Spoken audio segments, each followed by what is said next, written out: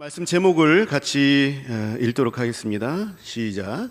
성공의 겉옷을 벗어버릴 용기. 주님의 은혜와 평강이 저와 여러분들에게 그리고 삶에 가득하고 충만하시기를 주님의 이름으로 축복합니다. 우리가 인생을 살아가게 되면서 만나게 되는 위기는 언제입니까? 우리는 보통 인생의 거센 폭풍우가 몰아치게 될 때에, 또 질병이 찾아왔을 때에, 또 사업이 흔들릴 때에, 또 혹은 자녀들에게 커다란 문제가 생겼을 때에 이것을 위기라고 그렇게 부르죠. 맞습니다. 이것은 분명한 위기입니다. 그러나 영적인 관점에서 보았을 때에 진짜 치명적인 위기는 폭풍 속에서만 오지 않습니다.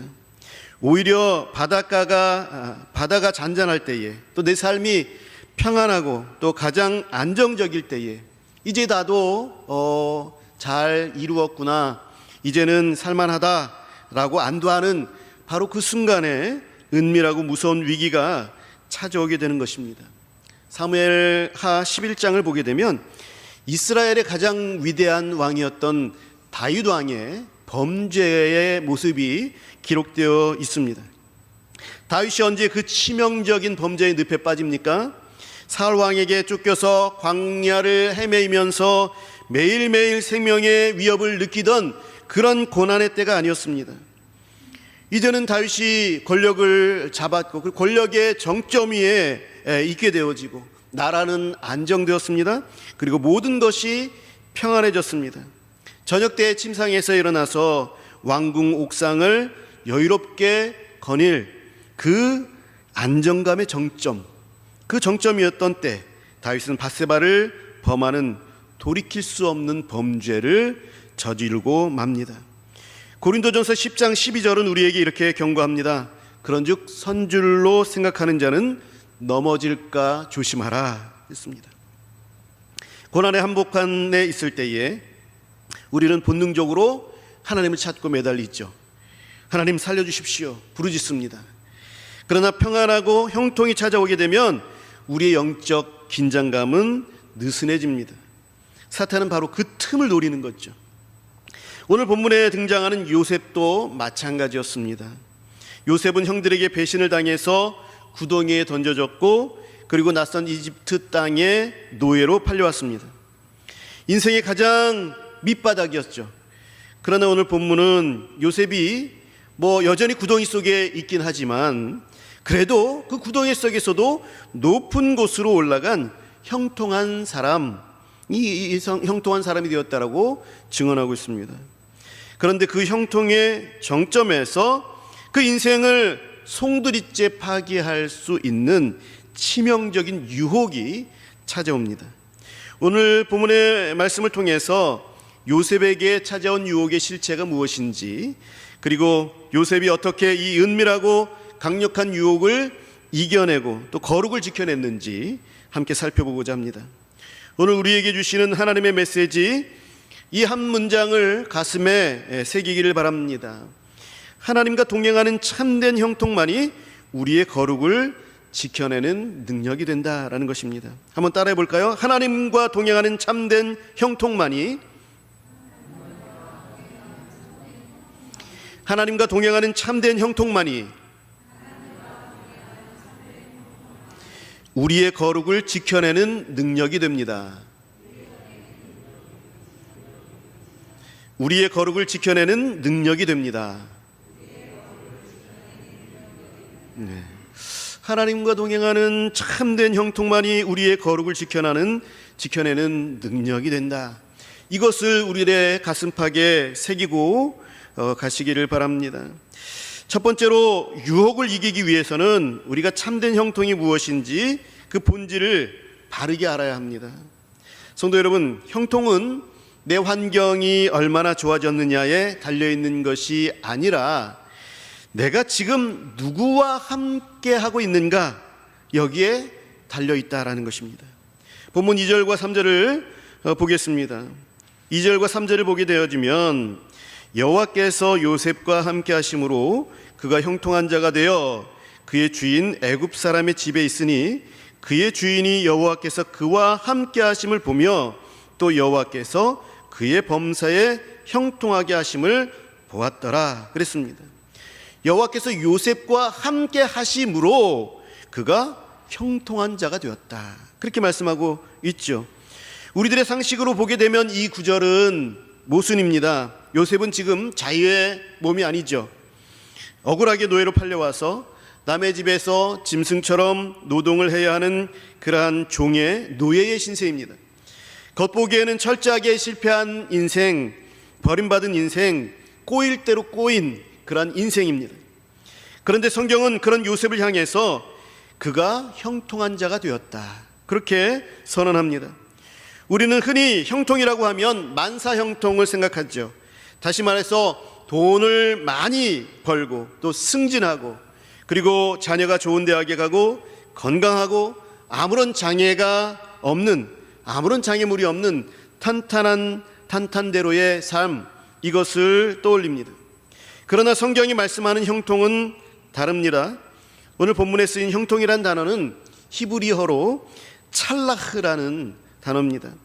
이 단어의 원래 의미는 앞으로 나아가다, 꿰뚫고 나아가다, 또 목적을 이루다 라는 그런 뜻을 가지고 있습니다.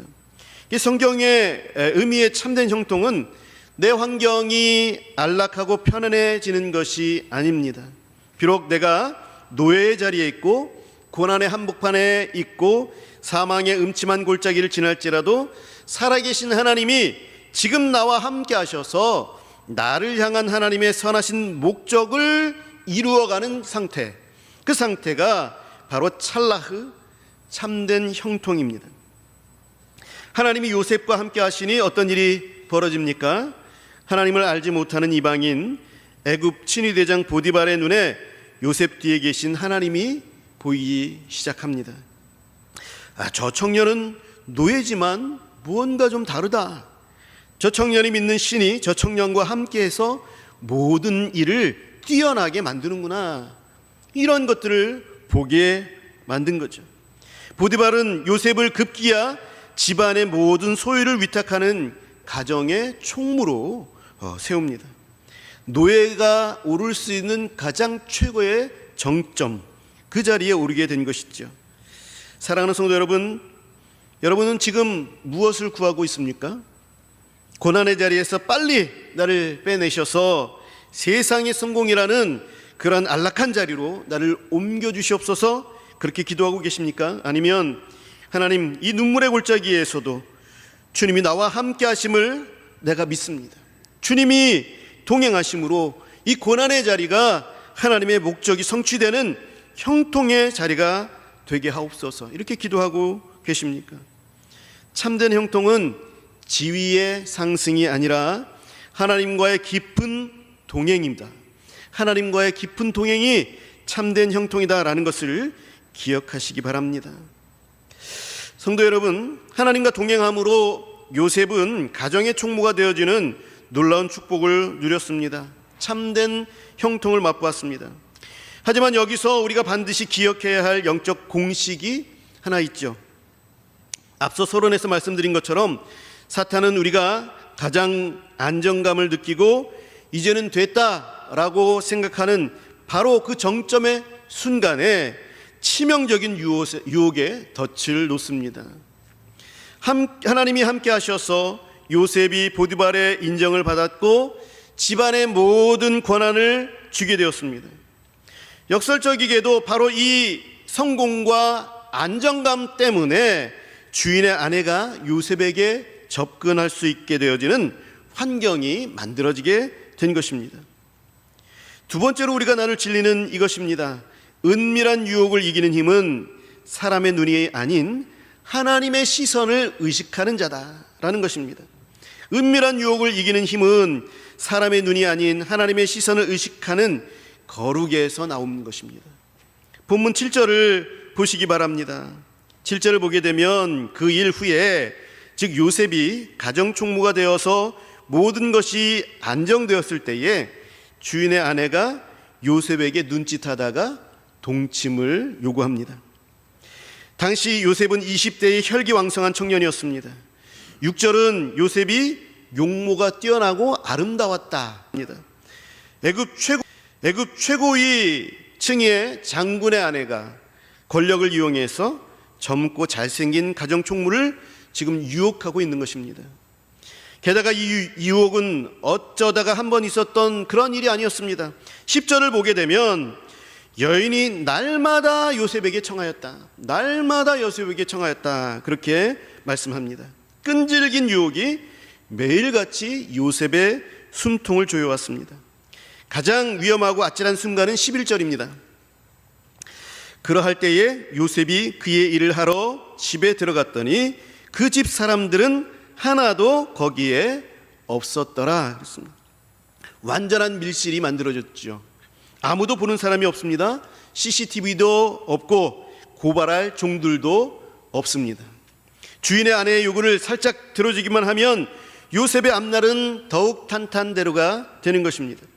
주인의 아내의 권력을 등에 업고 더 큰 부귀영화를 누릴 수도 있습니다.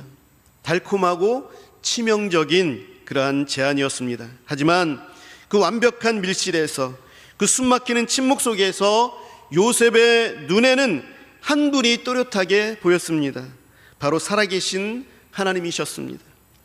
본문 9절에서 요셉이 그 여인에게 무엇이라고 대답합니까? 우리 같이 본문 9절을 우리 같이 한번 읽어보도록 하겠습니다. 시작. 이 집에는 나보다 큰 이가 없으며 주인이 아무것도 내게 금하지 아니하셨어도 금한 것은 당신뿐이니 당신은 그의 아내임이라. 그런즉 내가 어찌 이 큰 악을 행하여 하나님께 죄를 지으리까. 아멘. 여러분, 요셉은 지금 이렇게 얘기합니다. 내가 어찌 주인 보디발에게 죄를 짓겠습니까? 라고 말하지 않았습니다. 요셉은 이렇게 얘기합니다. 내가 어찌 이 큰 악을 행하여 하나님께 죄를 지으리까. 그렇게 선포합니다. 요셉은 사람의 눈은 피할 수 있어도 불꽃 같은 눈으로 살피시는 하나님의 눈동자는 결코 피할 수 없음을 알았던 것입니다. 그 가운데 아무도 없었습니다. 이 보디발의 아내 외에, 자기와 그 보디발의 아내 외에는 아무도 없었으나 그곳에 있었던 또 다른 분을 요셉은 볼 수 있었던 것입니다. 우리도 그러한 눈으로 그 하나님을 볼 수 있어야 합니다. 이것이 바로 종교개혁자들이 그토록 부르짖었던 코람데오, 하나님 앞에서라는 그 신앙의 삶의 모습입니다. 아무도 없는 텅 빈 집이었지만 요셉에게 그것은 텅 빈 곳이 아니었습니다. 온 우주에 충만하신 하나님이 요셉을 지켜보고 계셨음을 알았던 것이죠. 하나님과 동행이 참된 형통을 가져왔듯이 유혹을 이기는 힘 역시 지금 하나님이 나와 함께 하시는 것, 하나님이 함께 동행하시는 것, 이것이 참된 형통을 가져오는 것이고 유혹을 이기는 힘이다 라는 것이죠. 이 철저한 동행의식에서 유혹을 이기는 힘이 나옵니다. 사랑하는 성도 여러분, 우리의 진짜 영적 실력은 사람들이 많이 모인 밝은 주일 예배당에서 증명되는 것이 아닙니다. 이곳에서 하나님께 눈을 들어 찬양하고 또 말씀에 경청하는 그러한 모습들, 이런 것이 우리들의 진짜 영적 실력을 증명하는 것이 아닙니다. 내 진짜 신앙의 민낯은 아무도 보지 않는 곳, 나 혼자 있는 곳, 그 은밀한 시간, 그 공간에서 내가 무엇을 선택하고 무슨 생각을 하느냐, 여기에 달려 있습니다.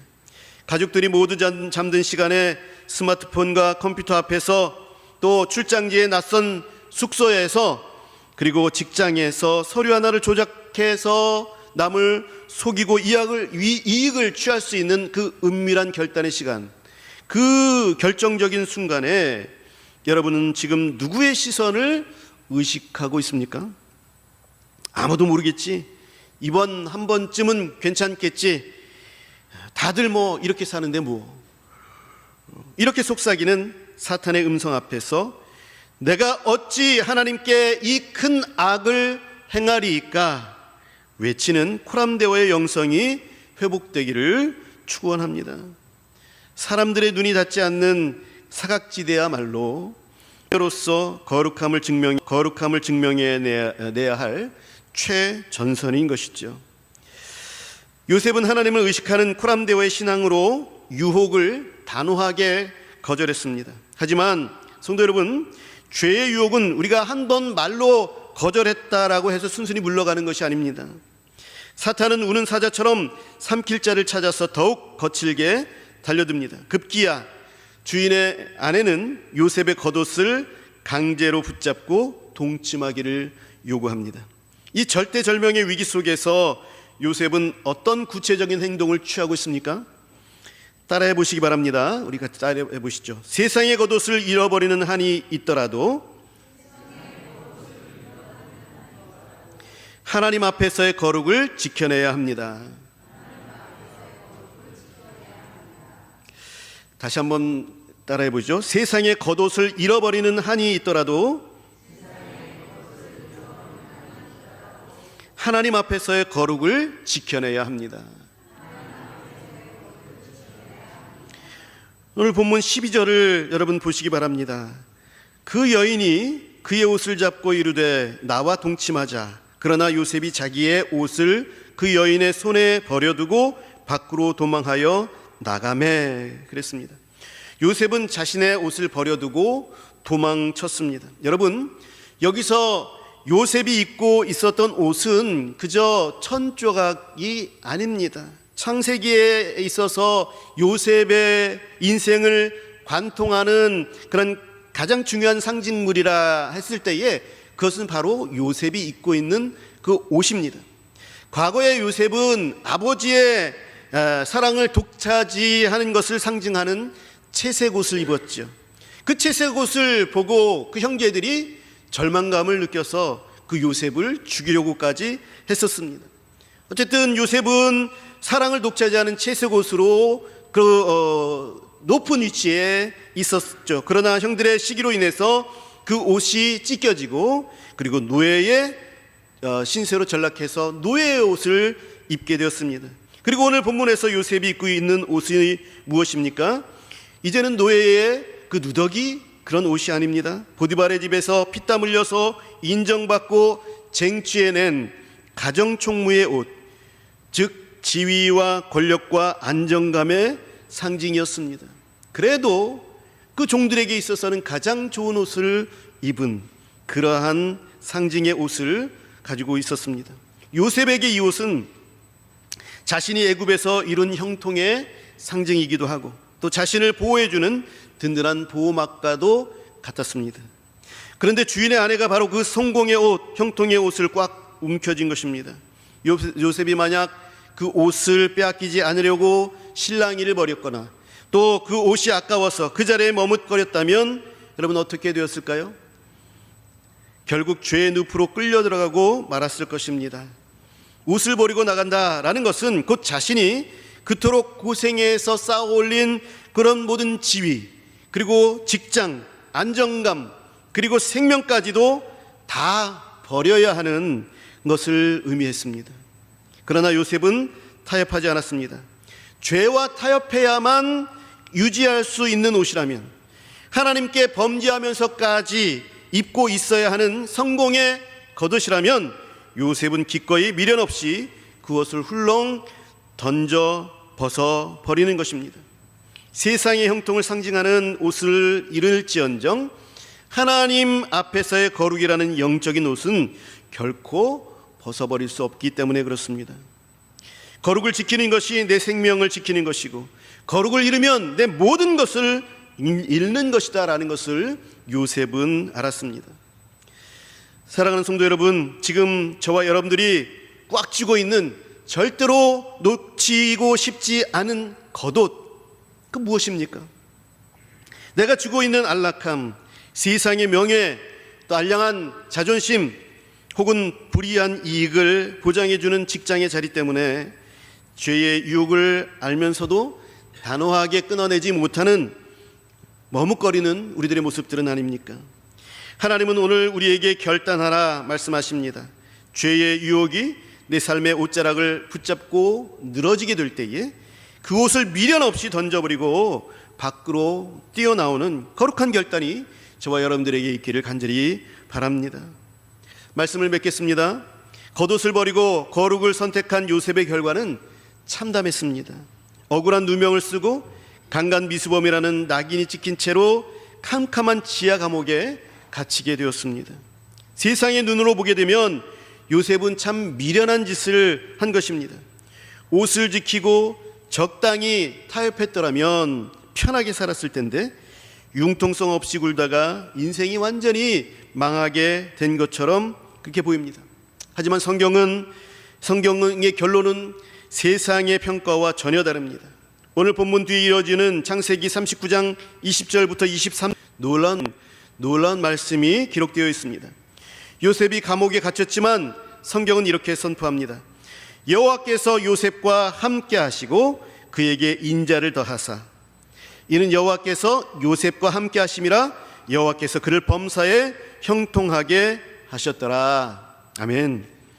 요셉이 입고 있던 총무의 화려한 옷은 죄수의 초라한 옷으로 다시금 바뀌었습니다. 하지만 변하지 않는 절대 진리가 하나 있었습니다. 바로 하나님이 여전히 그와 함께 하셨다라는 것입니다. 옷을 빼앗겼다고 해서 참된 형통을 빼앗긴 것이 아닙니다.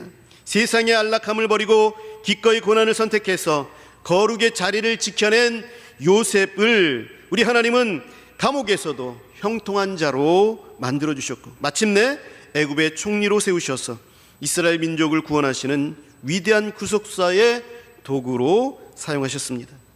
참된 형통은 세상의 성공에 있지 않고 하나님과의 동행에 있습니다. 지금 내가 입고 있는 옷 이거 별거 아닙니다. 이것은 낮아지는 옷을 입었다가 또 높아지는 옷을 입을 수도 있는 그러한 것입니다. 그러나 우리 하나님과 동행할 때에 하나님께서 입혀주시는 그 옷은 세상의 옷과 다릅니다. 찬란한 옷입니다. 형통의 옷입니다. 죄와 타협해야 얻을 수 있는 세상의 옷이라면 여러분 과감히 벗어 던지시기 바랍니다. 비록 당장은 손해보고 감옥 같은 현실로 떨어지는 것 같을지라도 거룩을 선택하면서 주님과 동행하시는 여러분들의 삶을 우리 하나님께서 반드시 책임져 주시고 참된 형통의 길로 인도하여 주실 것입니다. 이 놀라운 은혜와 승리가 사랑하는 우리 모든 성도들의 삶에 충만하기를 우리 주 예수 그리스도의 이름으로 간절히 축원합니다.